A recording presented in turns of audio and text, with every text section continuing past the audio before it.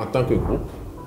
nous avons joué un rôle déterminant dans l'adoption de cet accord à Paris. Parce que nous venions d'arriver, effectivement, mais un travail avait été fait au niveau du groupe et cette direction a mis les questions de changement climatique et de durabilité au cœur de ses ambitions. Donc, le travail que nous avons fait à Paris est un travail de rassemblement. Notre ambition a été de travailler, et nous avons bénéficié de notre proximité avec l'Union européenne, notre partenaire de longue date, et faire en sorte que nous puissions trouver un commun dénominateur, puisque nous étions tous d'accord sur l'urgence de l'action. Il nous fallait maintenant trouver les moyens d'agir. Un des éléments auxquels nous sommes arrivés à la dernière minute, par exemple à Paris, était finalement que nos partenaires acceptent avec nous, dans le cadre de ce que nous avons appelé le High Ambition Coalition, de mentionner le 1,5 degré Celsius de limite en termes d'augmentation de la température au niveau mondial. Jusque-là, au niveau européen, au niveau mondial, aucune mention du 1,5 ne voulait être faite. Donc, à travers cette coalition, nous avons pu obtenir ceci. Et cela a aussi facilité l'acceptation par nos États membres de certaines positions qui jusque-là nous étaient difficiles à accepter. Le groupe ACP a joué ce rôle de facilitation et ça a été pour nous, pour conclure la première année d'intervention de cette direction, de conclure de manière dynamique et positive avec l'appui de nos États membres.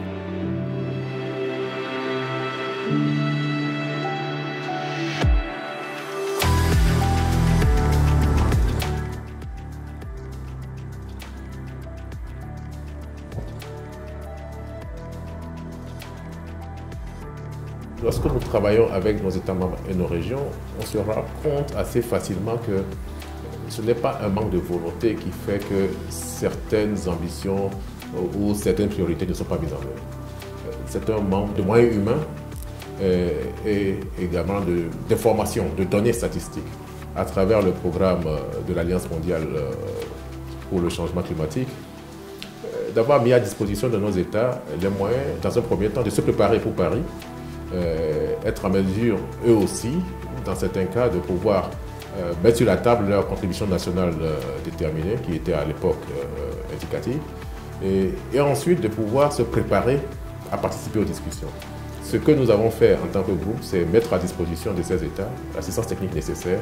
pour leur permettre de pouvoir être au même niveau que les autres pour participer au dialogue et aux négociations. Cela a été fondamental. Nous l'avons fait avec nos États, mais également avec les groupes de négociation.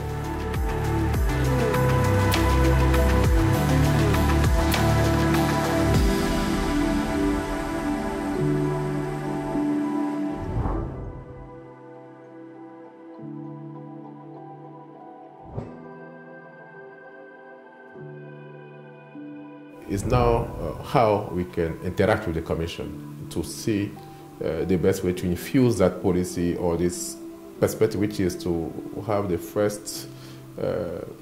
carbon neutral zone in the world and at the EU level by 2050 happen with the necessary contribution for our country, because you know all those policies are interlinked and we do not see the effort toward reducing the carbon footprint being done in isolation to other policies, which are the development policies, and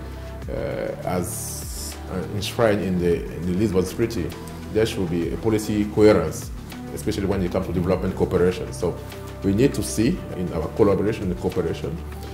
especially in the post-Cotonou framework, where we have already, I think that was one of the best area where we arrived to agreement in the draft text on how best we can cooperate in terms of climate change, fighting the climate change, or also working to preserve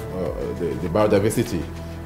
So we have this framework, hopefully would be adopted by the end of this year. So we have to see how that contributes also to the implementation of the Green Deal. So this interaction has to be seen, and we have to work closely with our EU partners and of course our member states and regions to see how we help the EU to achieve that objective, and by the same way also helping our own country to advance in their development pathway.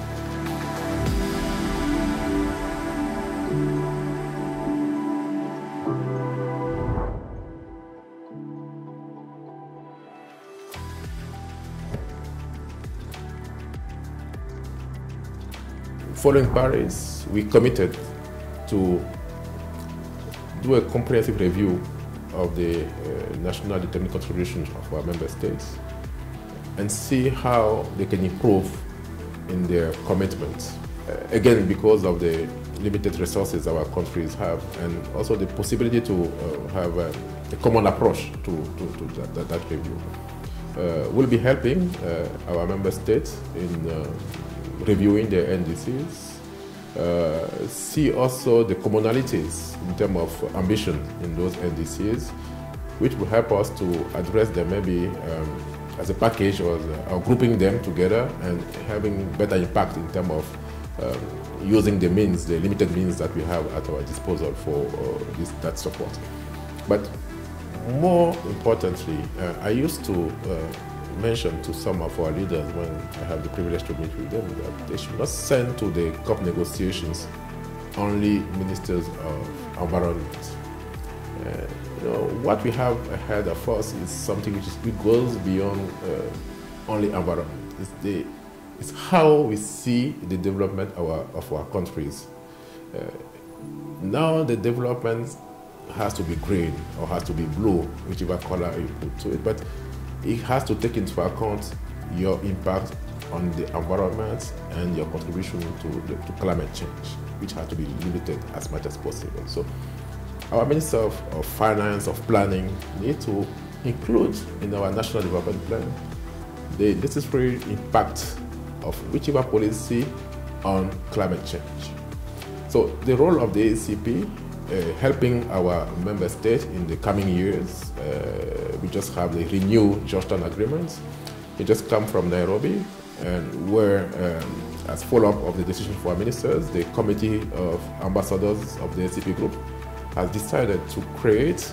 a new department to deal with exclusively with environment and climate action. With this new development, it's clear that the ACP Group is determined to put clear means and ambitions on the work we have to do in terms of mainstreaming climate issues, but really making sure that in every of our sectoral policies, climate impact is reflected and taken account for.